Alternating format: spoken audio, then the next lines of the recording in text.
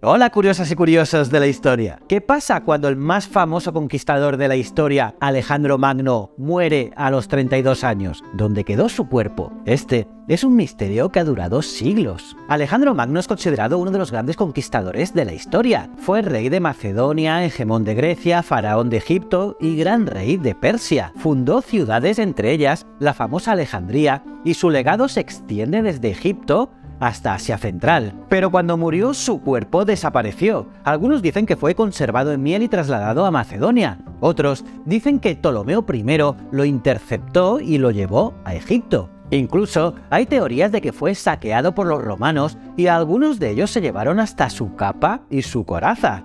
Pero, ¿qué pasó realmente? ¿Dónde está la tumba de Alejandro Magno? Este es uno de los misterios más grandes de la arqueología. ¿Quieres saber más? Mira el vídeo completo.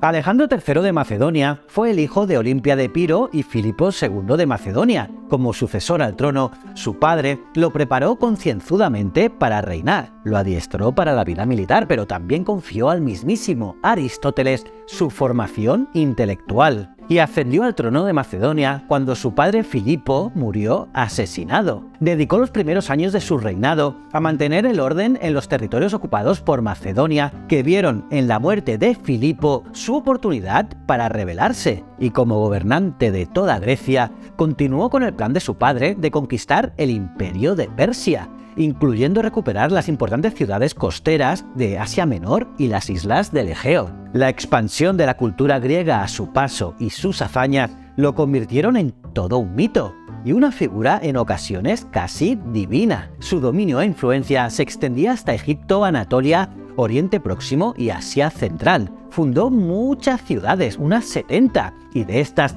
50 llevaban su nombre, como es el caso de la famosa Alejandría en Egipto. A sus 32 años de edad y a pocos días de cumplir los 33, falleció en Babilonia. Existen varias teorías que si fue envenenado o si fue víctima de una enfermedad, ya fuese la fiebre del Nilo o una recaída de la malaria. Lo que ocurrió con su cuerpo y dónde fue enterrado es motivo de debate, aún hoy en día, y lo envuelve una leyenda. Se dice que su cuerpo fue conservado en un recipiente de arcilla lleno de miel como conservante y que lo trasladaron a Macedonia, pero que Ptolomeo I lo interceptó y lo llevó hasta Egipto. Primero posiblemente a Menfis y luego a Alejandría. Tras la ocupación romana de Egipto, se dice que la tumba fue saqueada e incluso hay ciertas anécdotas asociadas a personajes históricos como que Octavio Augusto rompió su nariz, que Pompeyo robó su capa o que Calígula robó su coraza para ponérsela. Y alrededor del año 200 después de Cristo, Septimio Severo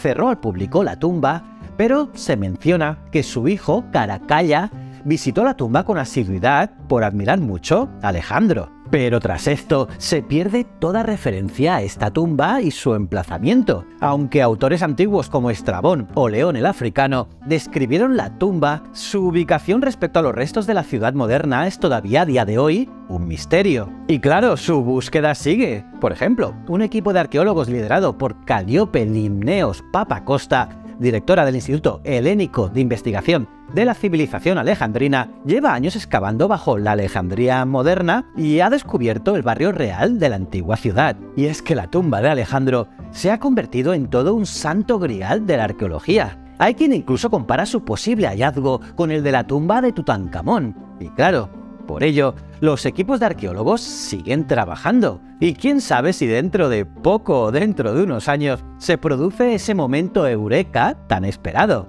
Y nada más por hoy. ¿Te ha gustado el vídeo? Pues déjamelo saber en los comentarios. Y no olvides suscribirte y darle a la campanita si te mola el contenido de historia y un buen like. Aquí te dejo, aquí, otro vídeo que debes ver y estos botones son para que conozcas mis otros canales, que seguro que también te gustan.